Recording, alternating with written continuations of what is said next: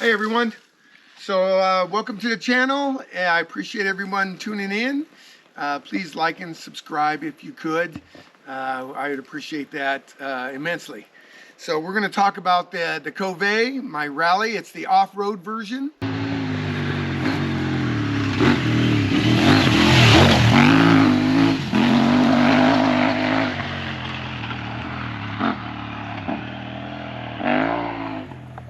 It's well, I guess you could say the bigger one, but hopefully this thing goes forever. But we'll talk. So far, so good. So we'll talk about all the ins and outs of the KOVE rally. Now this is the off-road version. It's a little bit different than the other versions. There's not a lot of difference. There's subtle differences from the off-road version, which there's not that many of them actually in the States. The gearing is pretty much the same. This comes with a 1447, and the other rallies, the regular rallies do also. I put a 15 on it to see if I liked it, and actually I do. I like it, and it's a little bit taller. Of course, in the real tight stuff, you have to modulate your clutch a little bit, but I think I like the 15 better on the front. And the stock is, the rear is the 47, that's stock. Okay, so the gearing, yes, the transmission of the motor has been fantastic.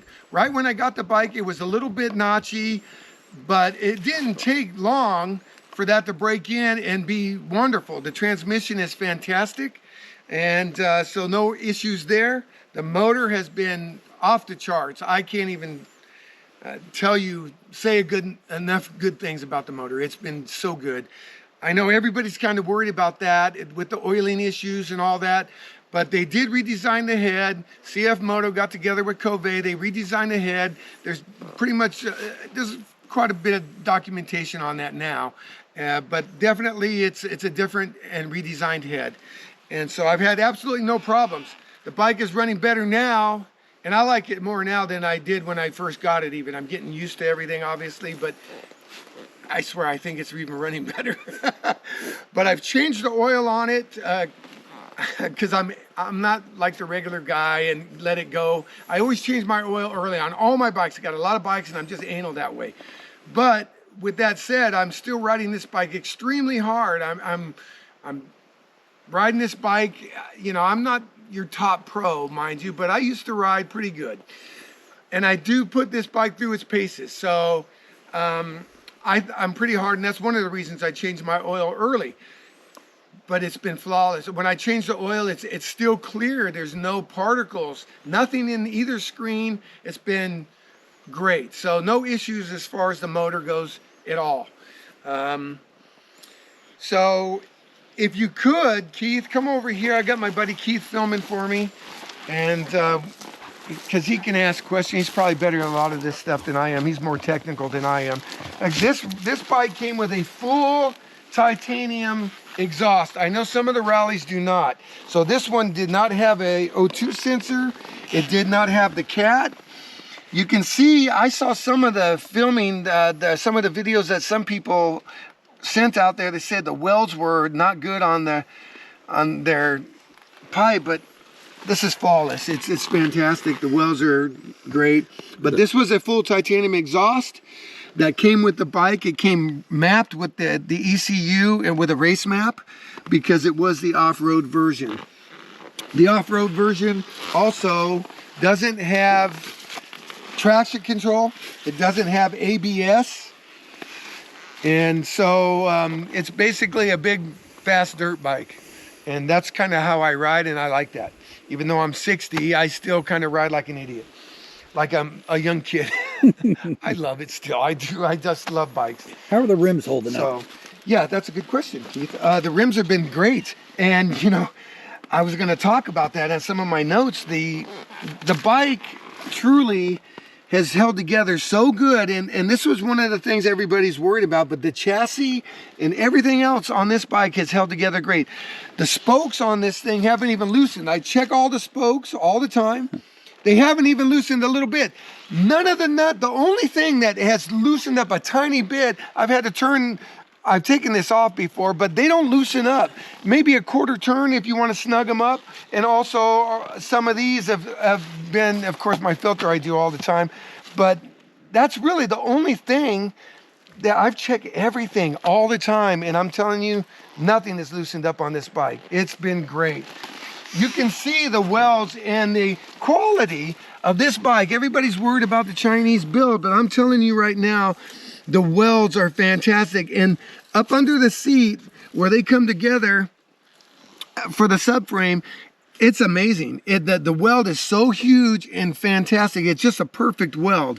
And extremely strong subframe, because I've already did a long trip on this with a lot of heavy gear, and it held up just good. I checked everything when we got back and it held up fine. Really beefy swing arm too. So the swing arm, that's the same swing arm as the regular Rally.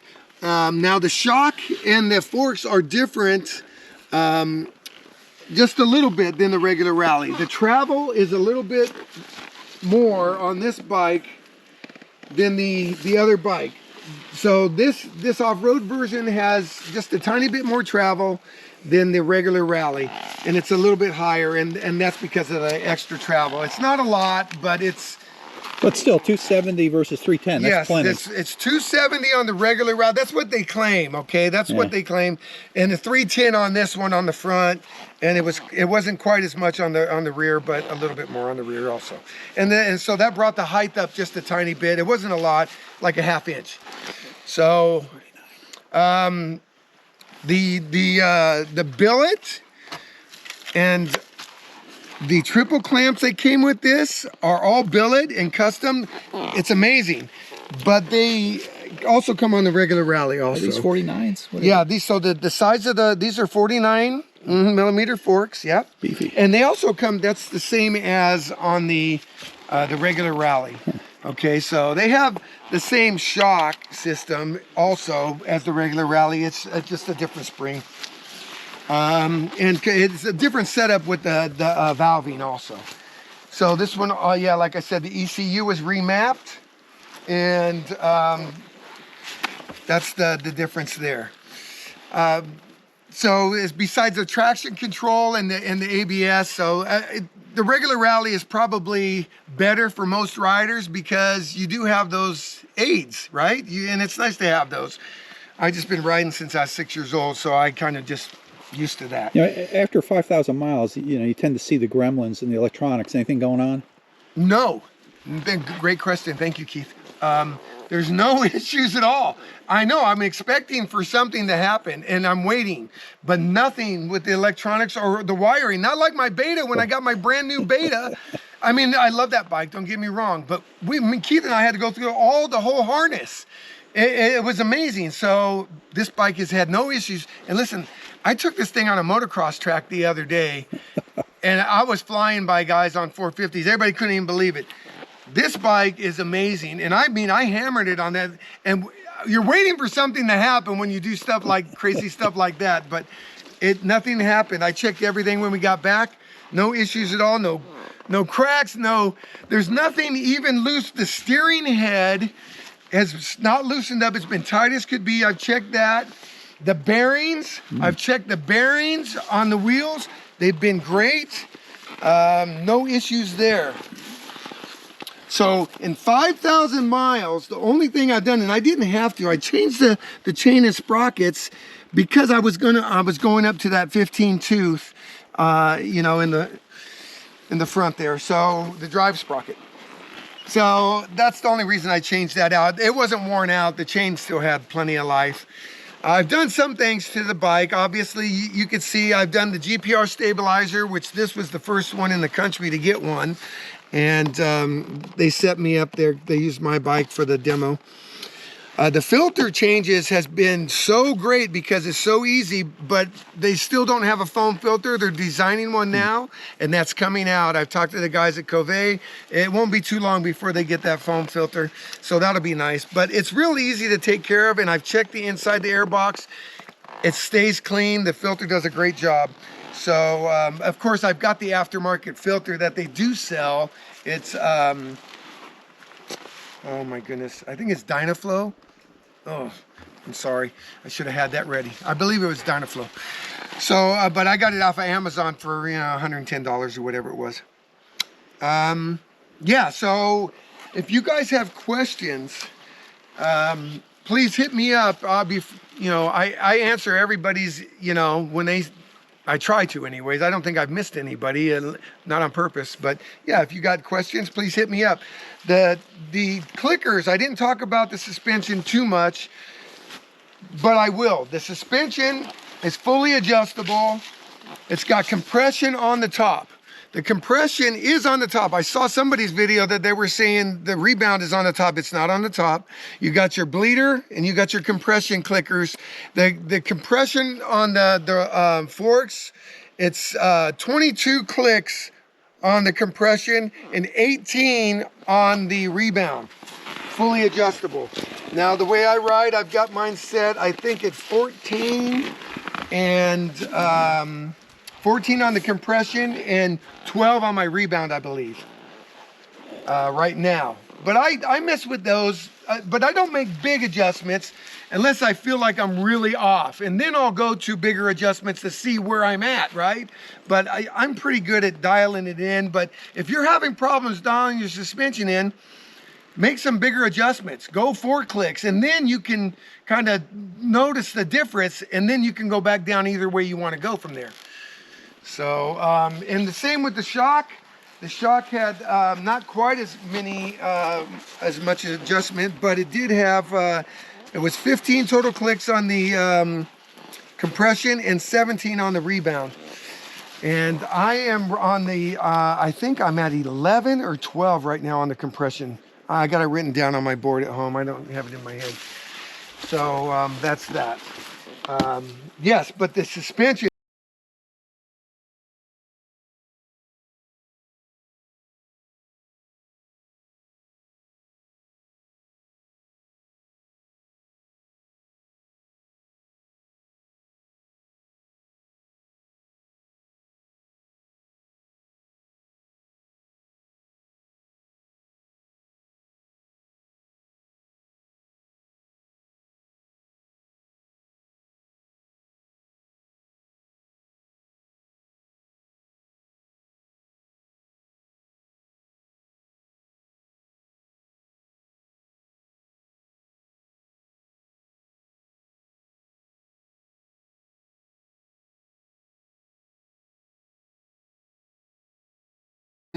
unbelievable. I have it set up right now to really try to go over that small jittery stuff, right? All your square-edged rain ruts, your cross ruts, all that kind of stuff. You want to be able to go over that stuff and not get hammered, right? You hate that. If you're going on washboard, anything like that. Of course, the rain ruts are the worst, the square edges. But I also have it set up for you so you find that happy medium so I can jump and do things that I like to do. So you kind of find whatever's working good for you, but if you got questions on any of that, you can message me and I'll get back with you for sure, okay? The only things I don't like about the bike, and there are a couple things, right? They're nothing to make me really dislike the bike. The switch gear is a little funky on the turn signals. It's a little notchy, but because I come from a dirt bike background, motocross and racing Baja and all that, I've never really owned bikes that had a lot of turn signals. But I mean, I have dual sports, don't get me wrong, but so clunky stuff isn't really bothering me, but it's not the best, but it's not bad. It's not horrible. I believe it's very intuitive, though, the electronics. It's very easy to get. Some people had problems finding the time or switching even to English. But we figured that, Keith and I figured that out in just minutes, really. So that wasn't that... How's that clutch holding up? Yeah, that big a deal. The clutch is fantastic. Let me talk about that. Thank you, Keith. This has the Rally has the adjust on the fly clutch. I saw a video where one guy said it didn't. Well, I know they do. I've talked with KOVE. and it's adjust on the fly just like my motocross. It's great. It's fantastic. I know that the Pro has that regular old school round knob you loosen and tighten, which it should, right? Because you're not riding it like this off-road bike. So, but the clutch has been great. It's feather light, but it still has good grab. It's you can one finger the clutch. You always want to have play, right? You want that what you like. I like around 3/8, but some people are different. But yes, you want a little bit of play. You don't always want to have that too tight where you'll burn your clutch up. So I'm sure all you know that, and I don't need to tell you that. But if you don't, there you go. You did have a little question on the engine braking on this bike. Yeah, that was one other thing I didn't like. Thank you, Keith, for reminding me of that.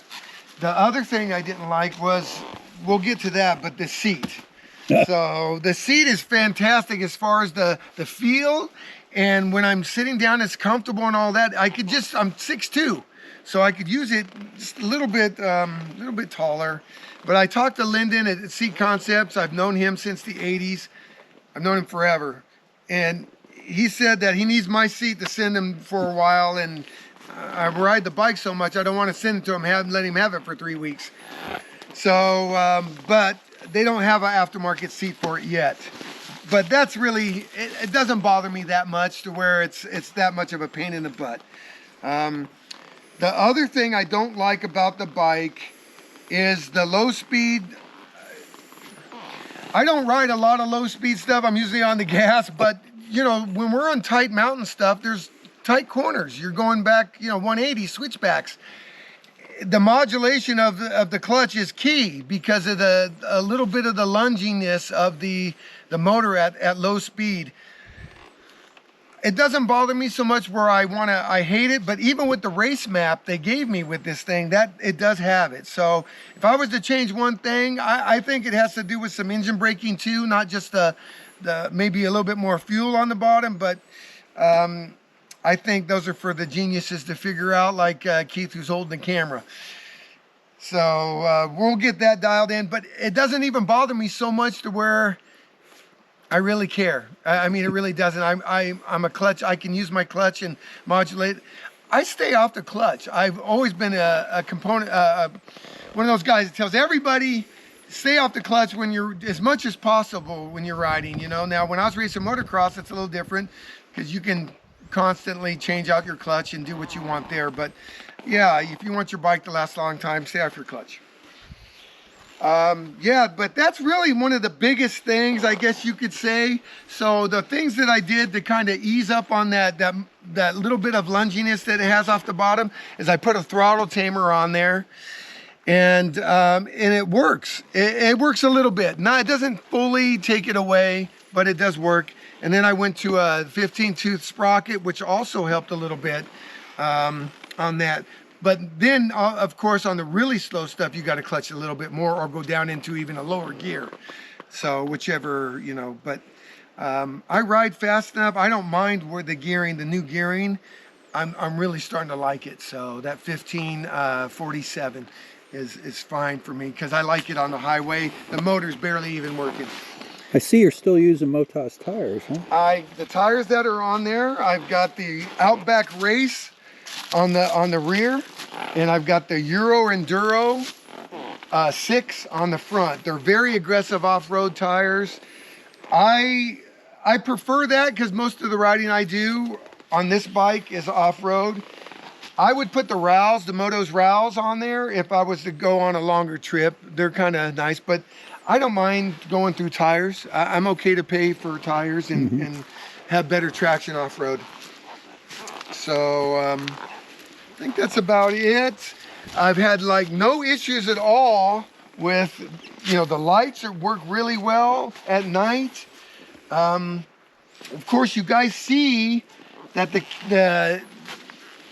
I got KYB stickers on there because I couldn't find Yuan stickers. The suspension is actually Yuan, Y-U-N-A-U-N, something like that. Yuan suspension. I believe it's a KYB copy, but I will tell you this, it's a little better than the Pro.